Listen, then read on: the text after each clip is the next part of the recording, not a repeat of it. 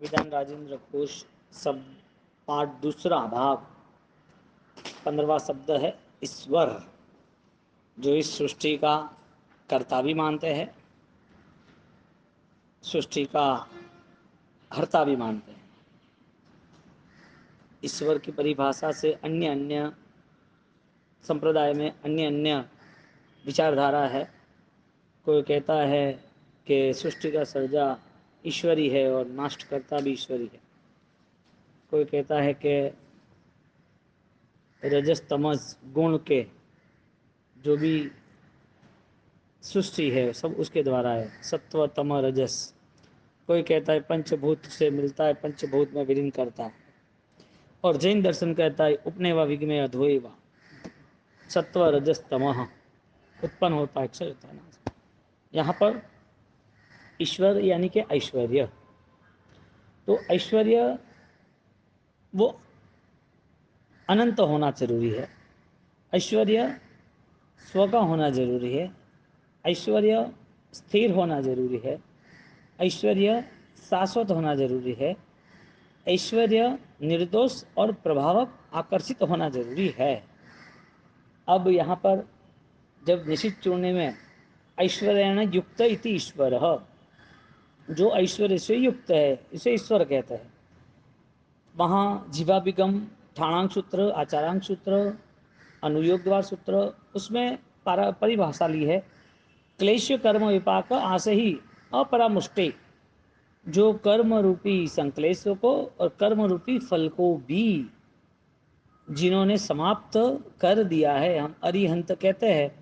तो समाप्त जिसका संसार हो चुका है, वो समाप्त संसार करने की तैयारी कर रहे हैं वो, तो अरिहंत के मार्ग पर चलने वाले को भी भगवंत कहते हैं, यानी कि ईश्वर के मार्ग पर चलने वाले आज नहीं तो कल वो ईश्वर की प्राप्ति करेंगे। तो ईश्वर की प्राप्ति करने के लिए उनके पास ईश्वर जैसा आत्मा है। सबसे बड़ी बात यह है उनके पास आत्मा में अनंत ऐश्वर्य है, जो निर्बंध है, जो निष्कषाय है। वो ऐश्वर्य जहाँ किसी को आकर्षित नहीं करना और खुद को आकर्षित न करने की वजह से खुद के लिए किसी को भी आकर्षित नहीं करना है, ऐसी एक धारणा के लिए पूरा जगत उससे आकर्षित हो जाता है, पूरा जगत आकर्षित हो जाता है। क्योंकि जहाँ तक आशाएं बंधी रहती है तब तक उसे जो सोचा है वो नहीं मिलता, क्योंकि आशा सहित बंधन है सारे। और ईश्वर यानी कि ऐश्वर्य वो निराश यानी आशा रहित है, आशा के साथ नहीं जुड़ता ऐश्वर्य। तो परमात्मा की प्रार्थना उपासना यदि कोई स्थिति के कारण होगी तो वो परमात्मा के स्वरूप से नहीं जुड़ पाएगा। दुख के कारण परमात्मा को याद करना, सुख की रक्षा या सुख की अनुकूलता याद करना, कोई विद्या संसार के लिए उसको प्राप्ति करने के लिए ध्यान करना, मंत्र ऊर्जा से जुड़ना, कोई विशेष तप त्याग करना जिससे इस संसार की सामग्री मिल जाए। तो प्रार्थना कुछ चीज़ों को हासिल करने के लिए है ही नहीं।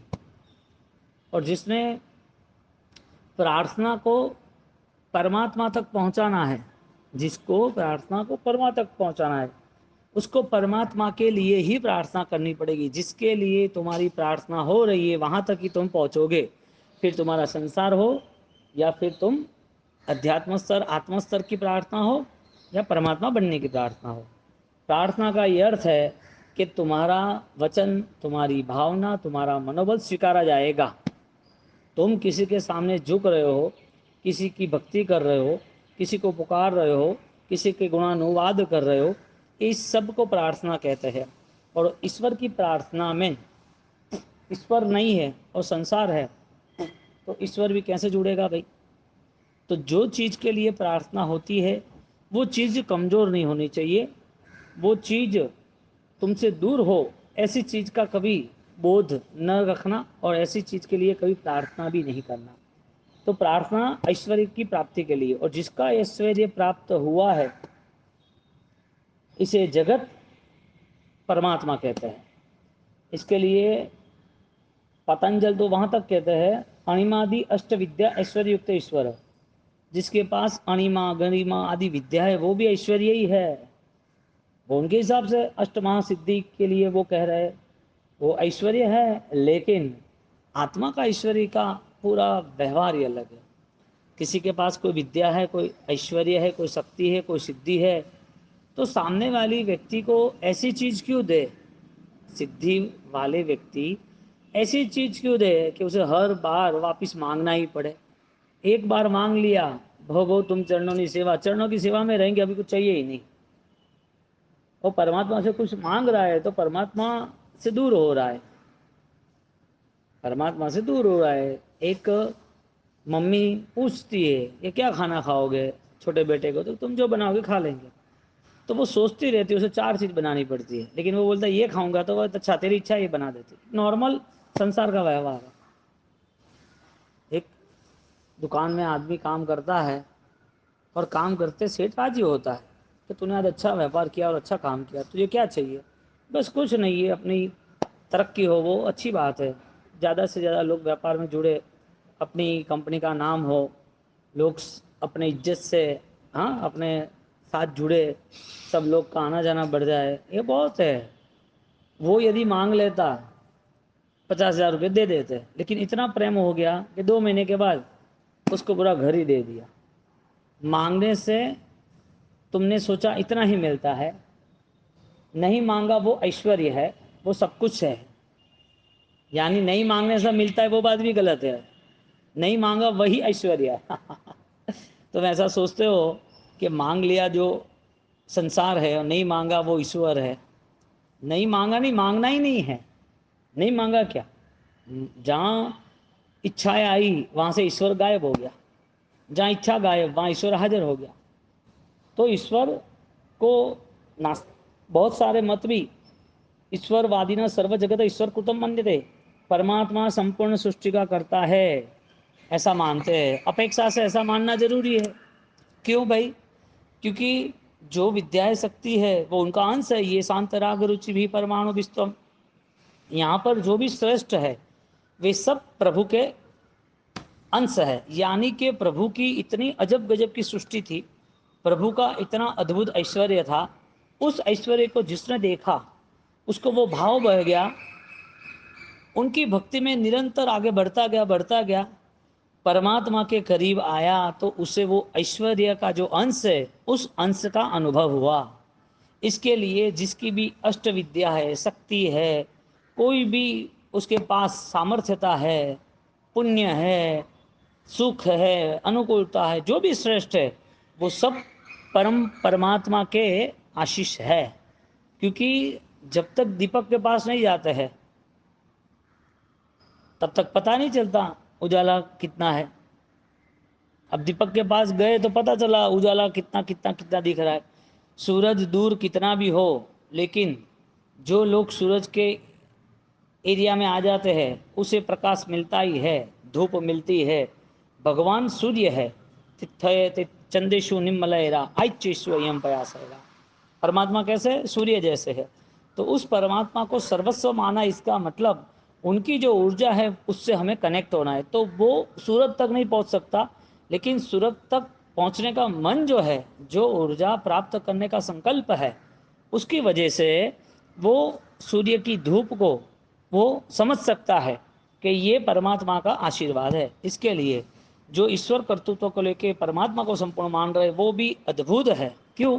क्योंकि संपूर्ण मानने की वजह ये है कि तुम संसार से अलिप्त हो, संसार से कोई तुम्हारी डिमांड नहीं है, तुम कोई स्थिति में उलझते नहीं हो, तुमने मान लिया कि परमात्मा तुम हो। और सबसे बड़ी बात, सारे कर्म का मूलभूत क्षय का कारण दुखों का अभाव, सुखों का अभाव, वो देगा, वो मंजूर है। परमात्मा तूने चाहा वो मंजूर है। बोलो, सुख मिले तो अहंकार की बुद्धि नहीं रहेगी, दुख मिले तो किसी के प्रति द्वेष की बुद्धि नहीं रहेगी। तो जो कर्म का स्वरूप है वो चलता रहा, लेकिन कर्म से, सुख दुख से बलवानपन, वो अनंत शक्ति के धारक ऐसे ईश्वर है। उनको देखने का, उनके दर्शन का, उनका सानिध्य का मतलब ये है कि तुम परमात्मा बनने की पूर्ण कोशिश, पूर्ण पुरुषार्थ कर रहे हो। जिसने परमात्मा को स्वीकारा है, परम आत्मा को स्वीकारा है, ईश्वर को स्वीकारा है, उनकी साधना अखंडित बन गई।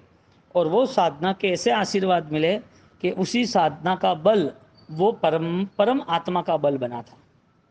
साधना की फलश्रुति परम बल में है और परमात्मा परम बलवान है। तो साधना करने वाला कोई शरीर नहीं है, तप त्याग करने वाला शरीर नहीं है। जो कुछ श्रेष्ठ हो रहा है सब प्रभुतुल्य है। बोलो स्वकर्तृत्व का निषेध हो गया संपूर्णतया। हम कुछ है ही नहीं। कितना आनंद अपरंपार। जो कुछ हो रहा है वो सारी की सारी अलिप्त दशा के साथ हमें देखना है, अलिप्त दशा के साथ। तो जहाँ जहाँ परमात्मा हाजिर हुए वहाँ वहाँ अहंकार संसार गायब हुआ, गैर हाजिर हो गया। तो यहाँ पर कर्ता अस्ति कश्चित जगत, ईश्वरी जगत का कर्ता है ये मानो तो कोई दिक्कत नहीं है। जो ईश्वर तुम्हारे अंदर बैठा है उसको तुम कर्ता मानो। एक अवसर ऐसा आएगा कि तुम संपूर्ण ईश्वर जैसे ही बन जाओगे तो वही कर्ता भोक्ता बन जाएगा। तो आत्मा कर्म का कर्ता है, कर्म का भोक्ता है। इसी तरह आत्मा गुणों का भोक्ता है, गुणों का निरंतर भोक्ता है, यानी कर्ता के साथ भोक्ता है। आज आपने जो कुछ किया कर्तृत्व तो आज भुगतने नहीं मिला, लेकिन आत्मा ने जो कर्तृत्व किया वो आज ही भुगतने मिला। संसार का कर्तृत्व कर्म का है, तो कर्म का कर्ता जब बने तो वो कर्म का जो समय आने वाला है वो बाद में आएगा। समय आएगा कर्म का, तो कर्म का भोक्ता जो आदमी है, जिसने जो कुछ किया था उसको जो भुगतना है वो भुगतना बाद में है। लेकिन ऐश्वर्य संपदा आत्मा का कर्ता आज बना तो आत्मा का भोक्ता आज ही बनेगा, क्योंकि गुण है ना बंधन रहित है। कोई टाइम पीरियड से बंधा ही नहीं है गुण। गुण थोड़ी ऐसा बोलेगा कि आपने आज भक्ति की है तो 10 साल के बाद में विनय गुण मिलेगा। आज आपने नम्रता रखी है तो 10 साल के बाद आपको शांति मिलेगी। आज आपने क्षमा दी है तो 50 साल के बाद आपकी क्षमा का फल मिलेगा। गुणवान जीवन तो आज ही मोक्ष दिला देता है। आत्मा का कर्तृत्व ईश्वर कर्तृत्व जैसा ही है, क्योंकि ईश्वर कर्तृत्व में कर्म को भूलना है, यानी कि कर्म को विस्मृत करना है, इसके लिए उसको सर्वस्व मानना है। और आत्म कर्तृत्व मेरे अंदर जो ईश्वर है उसे संपूर्णतया, इसे ही विशेषता देनी है। इसके लिए जो ईश्वर है वो मैं हूँ, इसके लिए मुझे ईश्वर बनना है। तो कर्तृत्व भोक्तृत्व आत्मा से एक बन गया, लेकिन कर्म का कर्ता भोक्ता वो भिन्न बन गया। आज तुम कर्म करोगे, आज नहीं भोगतोगे। हाँ, तुम्हारा कर्म आज का है, पूर्व का है। आज जो कर्म है उसका भोक्तृत्व तो कौन करेगा? देवलोक की दुनिया भी हो सकती है, नरक की दुनिया हो सकती है। आज का कर्तृत्व कर्म का तुम्हारा है, जो तुम भोक्तृत्व में तुम दूसरी गति में रहोगे। आत्मा का कर्तृत्व जो आज आज ही भोक्तृत्व बन सकता है। इसके लिए जिसने दोष दृष्टि से कर्तृत्व बनाया तो वो दोष के कारण वो डूब भी रहा है।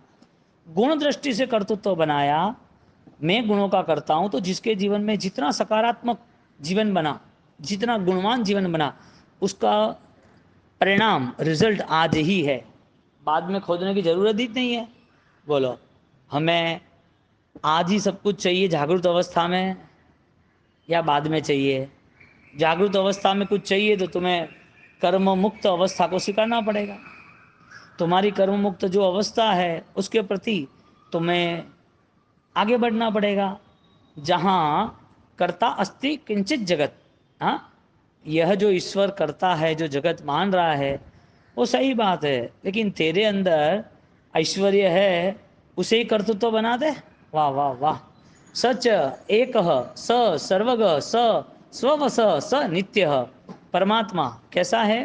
परमात्मा एक है, एगो में नहीं कोई, एक आत्मा है, सर्वत्र है, स्व के वश में है और नित्य है। परमात्मा कैसा है? एक है। तो दोनों चीज हमने मान ली। जिन्होंने बोला अद्वितीयवाद ने बोला न द्वितीय इति अद्वितीय। परमात्मा एक ही है, जल चंद्रवत शाखा, जल जल चंद्रवत। तो परमात्मा सारे जल में, सारी सृष्टियों में है। मान लिया कण कण में विष्णु है, कण कण में प्रभु है, कण कण में जीव है। हम जीव को इसी मानते हैं। हम एक परमात्मा को मानना और उस परमात्मा के प्रति हमारा सद्भाव बढ़ा, वो सद्भाव का विस्तार ये है कि सर्व जगत को परमात्मा मान रहे हैं। घृणा का भाव ही चला गया, द्वेष का भाव ही चला गया। परम समा में क्या मिला? परम क्षमा के भावों में गस्सु कुमार मुनि को क्या मिला? परम क्षमा के भाव में अवंती सुकुमार मुनि को क्या मिला? परम क्षमा के भाव में धन्ना अणगार को क्या मिला? प्रभु महावीर को क्या मिला? जो चार ज्ञान से धनी थे, पंचमा ज्ञान नहीं था, लेकिन उन्होंने अपने आप को सर्वत्र मान लिया, जो वश में है, जो नित्य है, जो सर्व दिशाओं में व्याप्त है, एक ही आत्मा। तो देखने जाओ तो ईश्वर एक ही है, तुम्हारे अंदर छिपा हुआ ईश्वर है। कितनी कठिनाइयाँ होगी कि बाहर के ईश्वर को मान सकते हैं, और जो हमारे अंदर ईश्वर छुपा है उसे मानने की और देखने की बात छोड़ो, उसके विरोध में खड़े हैं। इसके लिए आत्मलक्षी अनुष्ठान होने चाहिए, वो नहीं हो रहे।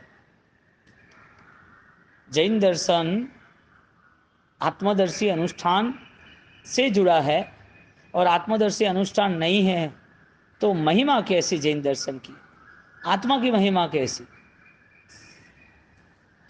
तस्य सुख दुख उत्पत्ति कर्तृत्व सर्ववादिनाम आविगानेन सिद्धम च। सूत्रकृतांक के श्रुत के पहले अध्ययन में और दूसरे तीसरे अध्ययन में भी यही बात करते हैं। सर्व जीव अपने सुख दुख का करता है, ईश्वर नहीं है, ये सिद्ध हुआ। बोलो, भगवान सर्व सृष्टि का करता हो, भगवान सर्व सृष्टि का करता हो तो इस जगत में सर्व को समान क्यों नहीं बनाया? क्यों जानवर बनाए, देव क्यों बनाए? और यदि बनाए है तो उसका मतलब उस व्यक्ति का ऐसा कोई कर्म है, हम कर्म कहते हैं, इस व्यक्ति पे ऐसी कोई क्वालिटी, ऐसा कोई जीवन में हिस्सा है जो उसको ये बनने के लिए, उसके भी हाथ में नहीं है, उसको बनना पड़ेगा। ये बनने के लिए उसको तैयार रहना पड़ेगा। तुम कौन बने हो अभी? तुम्हें क्या बनना था? तुम जो बने हो अभी, यदि आप साधना के मार्ग पर चल रहे हो तो तुम्हारा पूरा रिमोट, तुम्हारी पूरी अवस्था किसके अधीन है? भगवान ने ज्ञान के अधीन, समझदारी, सम्यक दर्शन के अधीन हमें बांधकर आत्मा को उस तत्व ज्ञान के अनुपान से हमें इस संसार के बंधनों से मुक्त करने का रास्ता बताया है। यानी कि तुम किसी के कर्तृत्व पर निर्भर ना रहो। तुम्हें ईश्वर सब बना देगा, ईश्वर सब कुछ है, मुझे वही आलम्बन चाहिए, मैं इनके करीब ही रहना चाहता हूँ, उनकी विशिष्ट भक्ति करना चाहता हूँ, एक ही शर्त है, बस मुझे तू तेरे जैसा बना दे। पत्थर की मूर्ति 2-4 महीने में बन जाती है और मंदिर में जाके पूजा शुरू हो जाती है। जो 4 साल 20 साल 50 साल तक मंदिर जाने वाला आत्मा का पूजा कैसा हो सकता है वही पता नहीं, आत्मा पूजनीय कैसे बन सकता है वही पता नहीं। पूजा करने वाला कौन? कितनी मस्ती से तत्व ज्ञान का पाचन होता है, तत्व ज्ञान का कितना विवेक, कितना फोकस होता है, उसे कितना बोधदायक जीवन असर करता है कि ये साधना के लिए उपयोगी है, इस साधना के लिए निरुपयोगी बाधक है, मुझे इससे अंतर रखना है, दूर रहना है। बोलो, ईश्वर को मानने में कोई प्रॉब्लम ही नहीं है। ईश्वर को मानने में कोई प्रॉब्लम नहीं है। किसी ने मंदिर देखा तो चले गए, कोई गीत गा रहे, भक्ति गा रहे तो चले गए, कोई महोत्सव बन रहा है तो चले गए, कोई चमत्कार देखा तो भी चले गए, कोई उनके नाम का पर्व आया तो भी चले गए। तो ईश्वर को मानने में, उनकी भक्ति करने में, ध्यान करने में प्रॉब्लम क्या है? कोई प्रॉब्लम नहीं है। प्रॉब्लम एक ही है, तुम्हें ईश्वर नहीं बनना है बस। इसके लिए सारे द्वंद्व, सारी तकलीफें, सारी कठिनाइयाँ जानबूझ के खड़ी हो जाती। तो ईश्वर यानी अनंत शक्तियों का अवतरण है। और शक्ति पैदा कैसे होगी? शक्ति पैदा कैसे होगी?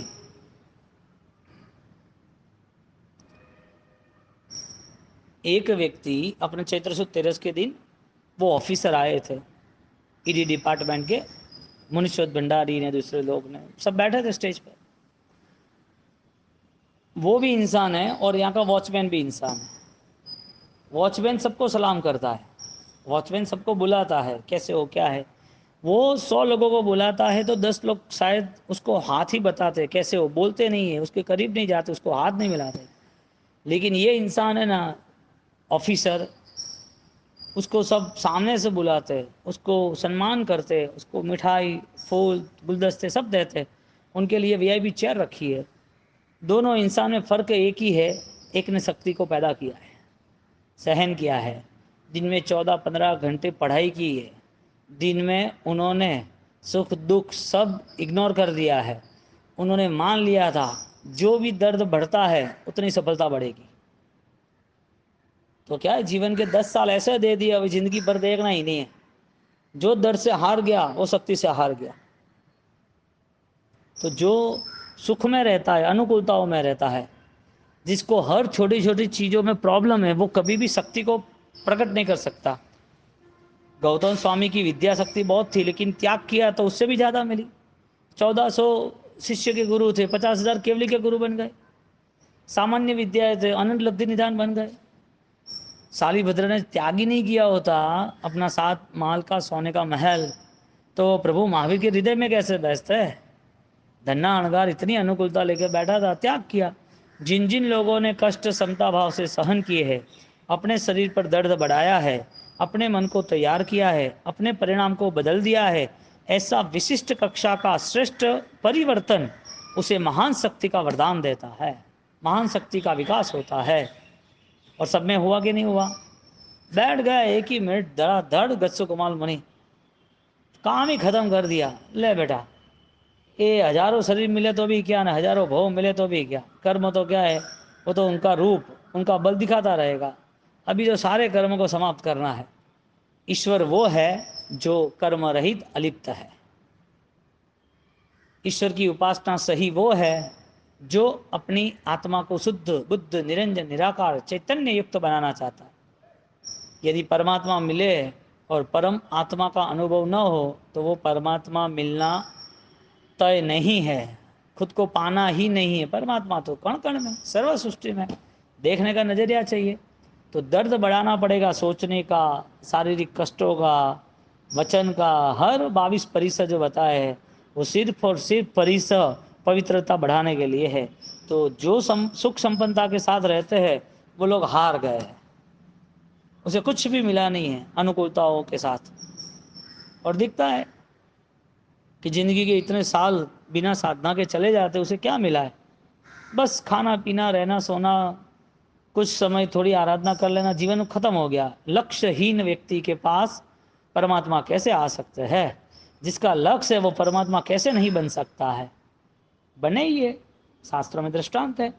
तो यहाँ पर तस्य सुख दुख उत्पत्ति कर्तृत्व सर्ववादिनाम अभिगानेन सिद्धम एवं। परमात्मा सुख दुख के उत्पत्ति करता नहीं है, हम ही है। और आगे जाके 32 के पाठ में, हाँ 32 में 16वां अध्ययन है, ऐश्वर्यण ज्ञानादि अतिशय युक्त लक्षण ईश्वर। जो ऐश्वर्य युक्त उसे ईश्वर कहेंगे। जो चीज का जो स्वरूप है उसकी पहचान होगी वही कहा जाएगा। जो वास्तविकता है उससे समझा जाएगा। अब कुर्सी है उसको तुम टेबल बोलोगे तो लोग पागल कहेंगे। जो सब्जी है उसको तुम फ्रूट बोलोगे तो लोग पागल कहेंगे। जो जमीन है उसे तुम आसमान कहोगे तो लोग पागल कहेंगे। कैसे संभव है विपरीत अस्तु। तो जहां ऐश्वर्य है वहां ईश्वर है। बोलो अभी आपकी भक्ति में क्या ऐश्वर्य होना चाहिए, क्रिया में क्या ऐश्वर्य होना चाहिए, तप त्याग में क्या ऐश्वर्य होना चाहिए, सहन शक्ति और भावनाओं में क्या ऐश्वर्य होना चाहिए, सहायता का भाव, व्यावच का भाव, क्या ऐश्वर्य होना चाहिए। सब कुछ ऐश्वर्य युक्त होना चाहिए। मुझे एक ईश्वर को मिलना है लेकिन ईश्वर मैं बन के मिलना है। मुझे ईश्वर बनना है लेकिन इसके पहले मैं ईश्वर बनूं तो सही। ईश्वर बनने की तैयारी तो करूं। 10वीं में पास एक ही दिन में नहीं होता है ना, उसको 10वीं की पूरी क्लासेस अटेंड करके लेसन होमवर्क सब क्लियर करने पड़ते हैं। ईश्वर बनने की प्रोसेस है। हर अनुष्ठान को ईश्वर युक्त बना दो, हर अनुष्ठान को ऐश्वर्यवान बना दो। हेलो, आप बैठे हो और आप में से परमात्मा प्रकट है, तो भक्ति का सुर कैसा होता है, क्रिया का बल कैसा होता है, तप की मस्ती और तप में आनंद कैसा होता है। कोई त्याग होता है तो वो त्याग दान हो, संपत्ति हो, भोजन हो, हाँ किसी ने कुछ आपकी ईर्ष्या निंदा भी कर दी, वो त्याग कितना आनंददायक होता है। कोई मन की धारणा में संसार बसा ही नहीं। संसार रहित अवस्था को पाने का पूर्ण पुरुषार्थ ईश्वर का मार्ग है। तो 10 वैकालिक में प्रभु शब्द से अंगीकार किया। प्रभु, हे प्रभु, तो जो सर्वश्रेष्ठ सुख का भोक्ता है उसको नाम प्रभु कहते हैं, ईश्वर कहते हैं। तो जो ऐश्वर्य ने युक्त अनंत दर्शन ज्ञान चारित्र अनंत वीर्य आदि ऐश्वर्य है जिसके पास, और जो प्रकट करने का पुरुषार्थ करते हैं वो ईश्वर बन सकता है। कोई पूछे है, बोला था प्रभु बनना है, हाँ बोलने से बनते तो सस्ता सौदा है, बन जाएंगे, लेकिन नहीं, तुम्हें वो रोम रोम में लाना पड़ेगा। रोमे रोमे आदिनाथ, रोमे रोमे गिरनाथ। क्यों? तुम्हारा सिर्फ मन नहीं, तुम्हारी आंखें कान या तुम्हारा हृदय नहीं, हर रोम रोम पुलकित होना चाहिए। वहां पर संसार आ गया तो सब संसार परिभ्रमण स्टार्ट। भक्ति करनी है, क्षमास्ना देने हैं, तप करना है, कोई अच्छा लाइव व्यवहार में, सब चीजों में परमात्मा झलकते हैं। भगवंत कहते हैं, श्रमण भगवंत कहते हैं। क्या कहते हैं? मतलब कितनी समता उसको, कितनी शांति। और ये जैसे परमात्मा पसंद आते हैं ऐसे परमात्मा का मार्ग अपनाए और वो प्रभावक मार्ग में प्रभावक क्रिया करे तो वो भी परमात्मा की तरह ही पसंद आते हैं लोगों को। लोगों के दिल में बहुमान भाव रहता है। मासक श्रमण के पारणे यानी कि 50 आंबिल के बाद मासक श्रमण करना, और मासक श्रमण करने के बाद सबके वहाँ पगलिया हो गए आचार्य भगवंत के, और फिर वो पालना उनको 10 बजे करना था और कहीं 12:30-1 बज जाए तो भी वही मस्ती है कि 31 उपवास, और क्या क्या पचखान दे दो 31 उपवास का। अरे नहीं नहीं, हम लेट हो गए, हमें 1 बज गया, आपकी क्षमता, धन्यवाद है। ये आवाज़ किसका निकला धन्यवाद का? परमात्मा के ऐश्वर्य का आकर्षण था। ये भाव से निकले तो आज क्या मजा आ जाए। ईश्वर भोगादि का ग्राम स्वामी प्रभुतम उच्यते, बृहद्वृत्ति का है पंचाशक्खा। विश्व के सभी जीवों का जो बल बढ़ाता है, विश्व के सभी जीवों को एक समाधि प्रदान करता है, विश्व के सर्व जीवों को खुशियाँ, हाँ परमात्मा की देशना आत्मा को कैसे जगाती है। तो यहाँ पर ईश्वर भोगादि का ग्राम स्वामी प्रभुति का उच्यते, जो तारणहार है, जो अनेक जीवों को पाप मुक्त करने का बल प्रदान करता है, उसका नाम ईश्वर। आचार्य सूत्र में तो नियुक्त कहा है, पूर्ण पवित्रता के साथ सर्व जीवों को जोड़ देता है। सिर्फ क्रिया में जोड़ता है ऐसा नहीं, तेरे अंदर छिपी जो पवित्रता है वो ही परमात्मा है। उस पवित्रता को रोज पूजा कर। तेरे मन में लगना चाहिए कि ये मेरे लिए निषेध है, तुझे पता होना चाहिए कि ये सारा पुद्गल का खेल मुझे कहीं बांध नहीं सकता है। नियुक्त तुम परमात्मा के साथ जुड़े हो कि परमात्मा तुम्हारे साथ जुड़े है। परमात्मा बनने का सौभाग्य है कि परमात्मा को भजने का, भक्ति का सौभाग्य है। हमारी भक्ति परमात्मा बनने की ही है, वो भाव करना है।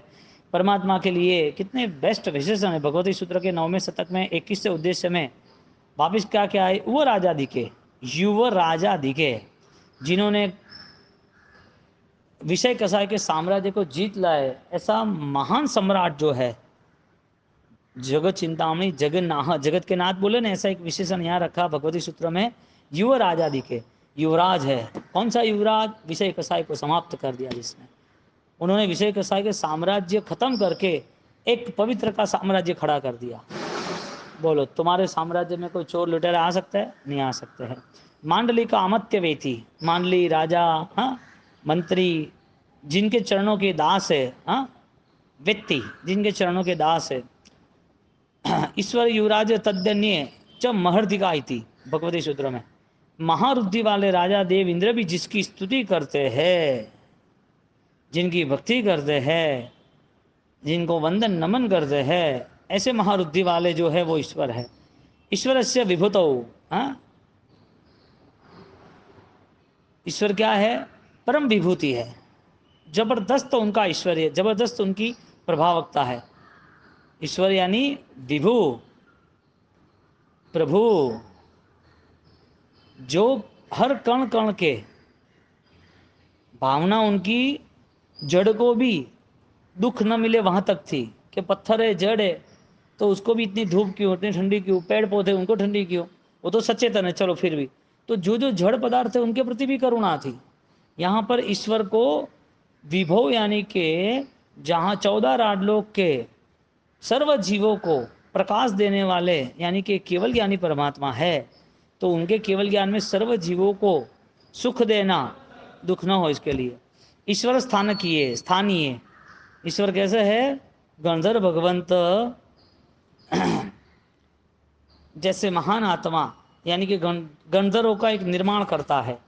ईश्वर तो सिद्धो, ईश्वर उनकी ऐश्वर्यता से सिद्ध है। तो उस ऐश्वर्यता की सिद्धता के कारण जो परमात्मा माने गए हैं, वो परमात्मा के यहाँ वर्णन बताया गया है। तो वास्तविकता ये बनती है कि उसको हम विशिष्ट शक्ति के धारक कहते हैं, तो वो शक्ति मिलनी जरूरी है। एक विश्वास है, एक व्यक्ति को विश्वास है कि दुकान गए कमा लेंगे पैसा, 10 महीना नहीं कमाएगा तो भी उसे विश्वास है। डॉक्टर है, दवाई देता है लेकिन सही नहीं होता है, दूसरा तीसरा चौथा 4 डॉक्टर बदलने की जरूरत की, एक डॉक्टर दूसरे डॉक्टर से नहीं हुआ छोड़ देना चाहिए, नहीं सही तो डॉक्टर से ही होगा। तो इसी तरह हर जगह पर किसी चीज़ पर विश्वास होता है। यहाँ पर परमात्मा भक्ति का विश्वास है कि परमात्मा के पास गए तो पवित्रता मिली ही मिली। आपके अंदर सम्यक दर्शन का बीज वो विकसित हुआ। सम्यक दर्शन के बीज के विकास के लिए परमात्मा की उपासना थी, क्योंकि परमात्मा बनने का रास्ता उनको तो अप्रमत्त अवस्था से लेके साइक तक पहुंचना था। तो परमात्मा खोजने जाओगे तो नहीं मिलेंगे, खोजने जाओगे तो नहीं मिलेंगे, और बनने जाओगे तो मिल जाएंगे। तुम्हारी खोज हर बार अधूरी रही, हर बार, और अधूरी ही रहेगी, क्योंकि परमात्मा का स्वरूप देखा नहीं है। इसके लिए परमात्मा बनने की इच्छा भी नहीं हो रही है। यदि वो आपके जैसे सो हम सो हम सो हम, तो परमात्मा का स्वरूप ही वो आपका स्वरूप है, फिर आपका आनंद अपरंपार है, फिर तो पीछे मुड़ने की जरूरत ही नहीं है।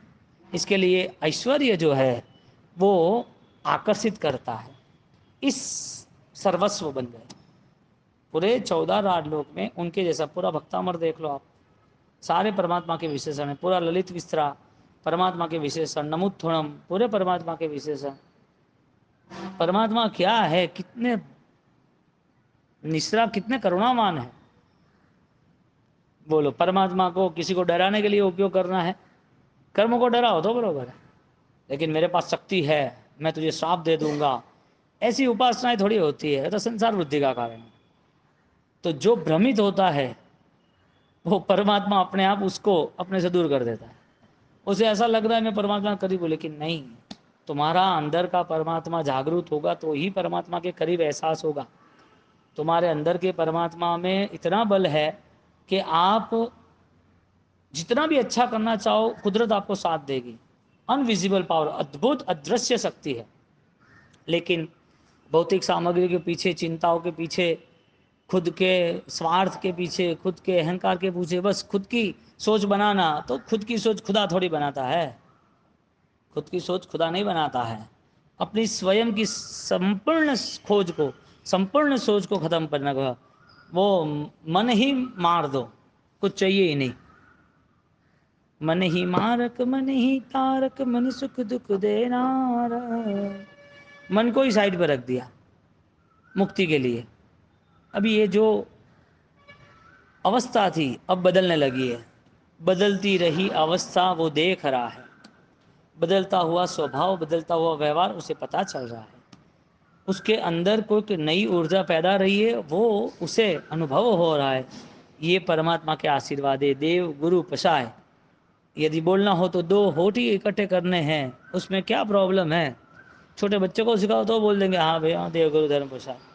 परमात्मा का मिलन यानी मूलभूत रूपांतर होना, बदलाव की हर कोशिश करना ही करना, बदलाव के लिए हर जगह पहुंचना ही पहुंचना, और वो निरंतर चालू है। 1 दिन 2 दिन के लिए नहीं होता है कि मैंने भक्ति कर ली, आंसू बहा दिए, परमात्मा से प्रार्थना कर दी, भगवान मैं आपका रोज जाप, 1-2 दिन का है ही नहीं है योग।